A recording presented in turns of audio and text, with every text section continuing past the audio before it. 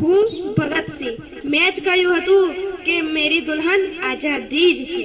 મેં જ અંગ્રેજોની ધારાસભામાં બોમ્બ ફેંક્યો હતો અને હા એ જ જે હસતા મોખે ફાંસીની સજા સ્વીકારી લીધી હતી. ઇન્કલાબ જિંદાબાદ. હું લાલા લજપત રાય. હું મારવાડી હતો. મેં ધી પંજાબી અને ધી પીપલ નામનો વર્તમાનપત્ર શરૂ કર્યો હતો. હું શ્યામજી કૃષ્ણ વર્મા. હું ઇંગ્લેન્ડમાં રહીને ક્રાંતિકારીઓ પ્રવૃત્તિમાં જોડાતો હતો અને મારા ઘરનું નામ જ મેં ઇન્ડિયા હાઉસ પાડ્યું હતું. મારા ઘરમાં બધા ક્રાંતિકારીઓ રહીને મારી સાથે ક્રાંતિકારીઓ પ્રવૃત્તિમાં જોડાતા હતા. તમે મને ઓળખી? कौन?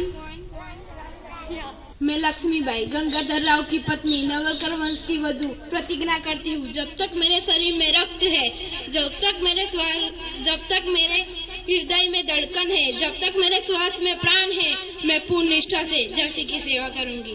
नहीं झुकने दूंगी झांसी का स्वाभिमान, नहीं झुकने दूंगी झांसी का स्वाभिमान. मैं अपनी झांसी नहीं दूंगी. झांसी हम हिंदुस्तानियों की ही है. मैं रहूं या ना रहूं, भारत ये रहना चाहिए. जय हिंद जय भारत. તમે મને ઓળખી?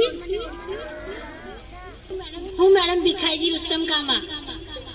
તમે આજે જે કાર્ય માટે ભેગા થયા છો તે કાર્યનો મોટો સ્ત્રોત આ ત્રિરંગો, અને આ ત્રિરંગો પ્રથમ વખત મેં બનાવ્યો હતો અને મેં જ ફરકાવ્યો હતો. જય હિન્દ જય ભારત. તમે મને ઓળખી? મારું નામ છે દુર્ગા ભાભી બોહરા. મેં દેશને આઝાદ કરવા માટે મારો મહત્વપૂર્ણ ભાગ હતો, એટલે મને બધા લોકો દુર્ગા ભાભી તરીકે ઓળખતા હતા. અને હું દિશા. હું વિદ્યાર્થી છું.